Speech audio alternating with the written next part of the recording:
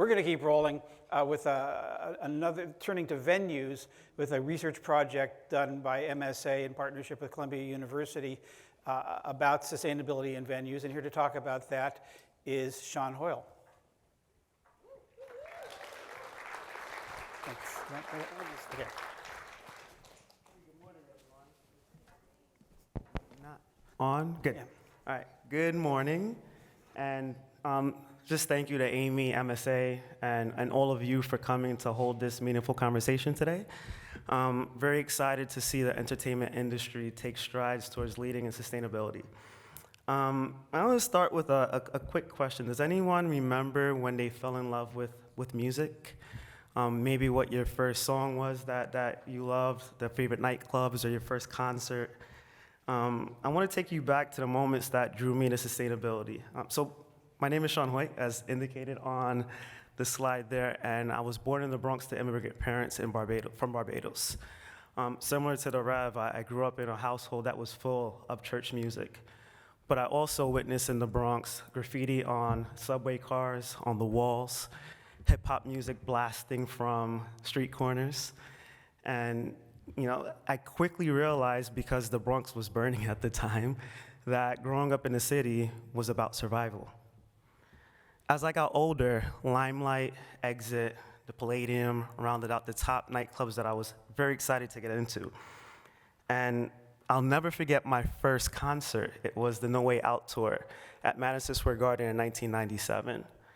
I remember all of us singing along to the tracks, bopping our heads to the beats. And does anyone remember ever doing the wave? Can I get a wave from anyone that remembers doing the wave? That was my fan experience. Back then, we had disposable cameras, but if I can imagine I had a camera phone, it would probably be filled with iconic pictures and videos of my experience. Fast forward to today, my sustainability experience isn't that glamorous.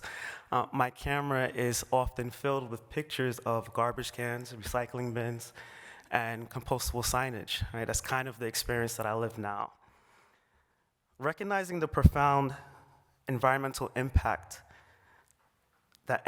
of entertainment and its pervasive influence on our lives inspired me to create the Sustainability, Energy, and Entertainment Network, also known as SEEN, at Columbia's Climate School, which is focused on driving and leveraging the power of entertainment for lasting environmental sustainability. Which brings us to the project. Entertainment venues worldwide face shared challenges in achieving sustainability, from high energy consumption to managing various amounts of waste. These venues are microcosms of the larger environmental crisis. But they also hold immense potential to inspire change, not just within their walls, but also within the communities that they serve. And to that end, I was connected with David, Eleanor, and Amy at the MSA to tackle this challenge head on. So with this project, I convinced about 15 graduate students from Columbia's capstone program to take this journey with me, along with one of my colleagues, Danielle Azule, who's sitting in the audience, to really figure out how we could tackle this challenge head on. Our goal was to develop an innovative, scalable solution, a solution set that venue managers, operators, and owners could pick up and really hit the ground running. The methodology for this project evolved vastly over time. We started off with desktop research, 60 venues across 11 US cities. A lot of information was uncovered.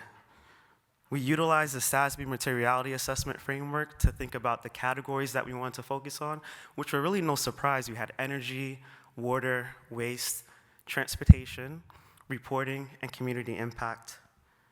But we soon figured out that the desktop research was not going to be enough, and we added another layer component to the project in the design of a survey, which took up way more time than we had anticipated because we wanted to make sure that the end user had a seamless experience using the survey and didn't deter them too much from participating in the research project. So we had to work in parallel. While designing the survey and getting it out into the hands of these decision makers, we also conducted research on regulatory policies because state and city level policies vary depending on where you're located, as well as the federal legislation, which we're not going to discuss during this time. Another critical component of the project were in-field visits, which David and I were very honed on the importance of conducting those. And I want to just give a quick shout out to AEG and OVG for really helping us along that journey, connecting us to their operator, their managers, and also providing us with access to some of their venues. And with that, we went to MetLife Stadium. We heard from WM, who's their sustainability consultant, and Delaware North, who provides them food and beverage, about their sustainability initiatives and how they are driving sustainability at MetLife Stadium. Another key component at MetLife is the legacy of the venue being designed and built. The New Jersey Transit actually extended stops on their train system to accommodate fan travel back and forth from the venue. Forest Hills is one of my favorite venues to see a concert at, and it's even more of my favorite right now after touring it. They leverage a lot of reusable materials, reclaimed materials, containers that are used for restrooms, for office space, even for the actors and the performers to get ready in before they take the stage. They also have a garden on site where they have grown peppers and other types of vegetables that they use for their bar when they're making drinks for their fans and ongoers. And last but not least, you have to see it, they have this limousine that has spikes all over it from the Yeah Yeah Yeah's music video. I don't know if you're familiar with that one, that they brought there for a concert and just left it behind. So Forest Hill actually uses it now as a coat check that fans get a kick out of when they understand where it came from. To round out the in-person field visits, we toured MSG, which is iconic Madison Square Garden. We got insider information on their corporate social responsibility report, and we also looked at Brooklyn Steel and Webster Hall. Understanding that solutions are not one size fits all, we designed our toolkit recommendations based on venue size, anything from nightclubs to amphitheaters to stadiums and arenas and everything in between. We really took a deep dive and approach to look at what these different venues had, what they needed, and what the best path forward for them was. We also segmented the recommendations based off of those 6 key categories that I mentioned before, and also applied a time frame, which is now, next, later. An example of now would be things that venues could implement within a year.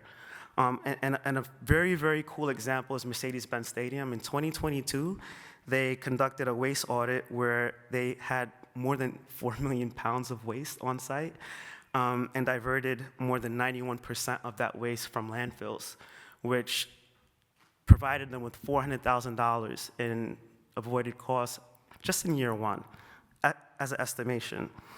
Another key category that you could think about in year 1 is coupling building envelope or weatherization, so sealing the building envelope, and then installing heat pump technologies depending on where you're geographically located. That allows you to right-size the equipment, and you're not overcompensating for losses due to the building envelope.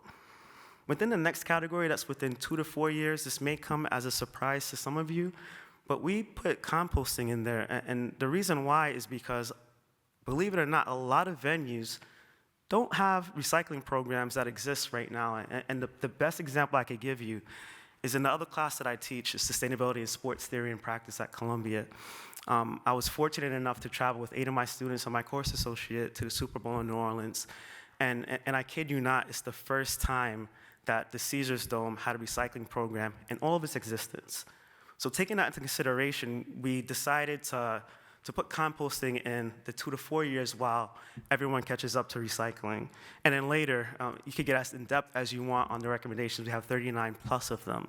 We're looking at, one example is atmospheric water generation. So everyone's thinking about water conservation, water capture, how could you be more sustainable with your water consumption, but there are areas that are more dry. We have droughts and are susceptible to fires. So atmospheric water generation actually generates potable water from moisture in the environment. And you could use that as irrigation to prevent some of those wildfires. And to close, while these successes are inspiring, and we were inspired during our whole experience, the road to sustainability is not without its hurdles. It's a journey. And to truly unlock it, we must understand the dual nature of the challenges ahead, and we categorize them into 2 different key distinct areas. There are technical problems, which are very easy to identify. They have a concrete solution, but they require some expertise. An example that we could all probably relate to is if you're tired, maybe you drink coffee, right? It'll wake you up. In a venue, if you want to reduce your energy consumption, you could replace incandescent bulbs with LED lights. That's a very technical problem with a solution at hand. But it's the adaptive challenges that run deeper, right? Adaptive challenges require shifting mindsets and behaviors. It requires cultural change and commitment and partnerships, which is the theme of this conference. If we switch back to, I'm tired, I need coffee, maybe it's a behavior change. You have to go to bed a little bit earlier at night, right? And when thinking about the venues and their challenges, Mercedes-Benz Stadium, if I use that same example, that required a lot of fan education. It required a lot of employee education. It required a lot of education so that the vendors wanted to implement that strategy as well. So adaptive challenges are a little bit more complex than technical leadership. And the way that we address this is, we approach technical challenges with urgency, but also embrace adaptive leadership. And that's what we need right now, right here and right now.